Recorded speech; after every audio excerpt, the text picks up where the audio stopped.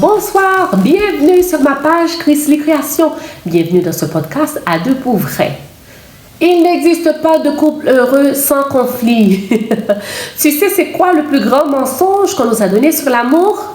On dit souvent, si c'est la bonne personne, vous n'allez jamais vous chicaner. Oh là là.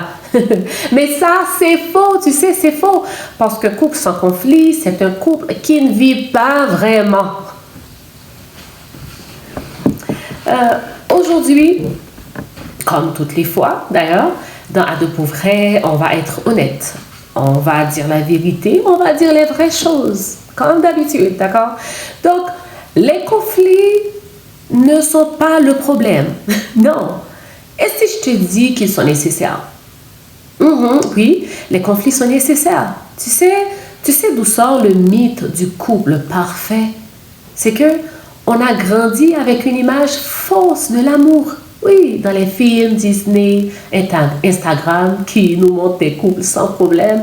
Donc, ça crée une attente irréaliste que l'amour doit être toujours facile.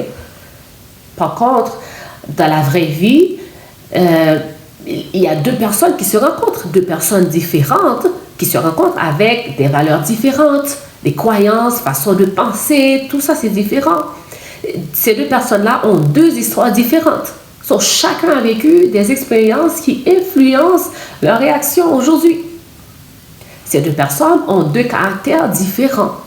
Par exemple, toi, tu peux être calme et tu évites les conflits. Et puis, tu es avec une copine, ta copine est plus directe et confrontante. Donc, forcément, il va y avoir des tensions. Mais bien sûr, parce que chacun voit la réalité à sa façon. Imagine que ta copine qui te dit « Tu ne m'écoutes jamais !» Et puis toi, tu lui dis « Mais si, j'écoute, chérie !» Puis elle te dit « Ah oui, qu'est-ce que je viens de dire alors ?» Puis là, tu ne peux pas répondre, tu ne peux rien répondre. Parce que ça montre que souvent, on entend la personne, mais on ne comprend pas vraiment l'autre. So, perfect couples don't exist. Real love includes differences. Two people, two stories, two perspectives. That's why conflict happens. Le conflit, c'est normal. Yeah. Le conflit, c'est quoi? En réalité, le conflit, c'est deux réalités différentes qui se rencontrent. C'est ça. Chacun pense avoir raison selon son vécu et son éducation. Je vais te donner un exemple, ok? Tu dis à ta copine, chérie, on doit économiser. Et puis elle te répond, on doit profiter de la vie. Donc, les deux idées sont deux idées différentes, mais ce n'est pas un problème. Ce sont deux visions valides. Donc, le conflit est normal parce qu'il montre que chacun existe vraiment dans la relation. Le conflit n'est pas un signe que « Oh, j'ai fait le mauvais choix, tout va mal, mon couple va mal. » Non, non. Par contre, c'est un signe que ton couple est réel. Et ce à quoi on doit réellement faire attention, c'est le silence dans le couple. Oui, car c'est cela le vrai inconvénient. Le vrai problème dans un couple, ce n'est pas les disputes, c'est le silence. Oui, parce que ce que tu ne dis pas reste au fond de toi, reste en toi sous forme d'émotions non exprimées.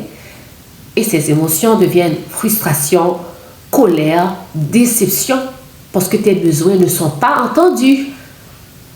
Et puis, avec le temps, ça s'accumule. C'est comme une pression interne qui monte sans sortir. C'est comme cet exemple-là, ok? Le monsieur, un copain, il voit que sa copine est distante, ok? C'est pas comme d'habitude. Puis il lui demande, ça va, tout va bien?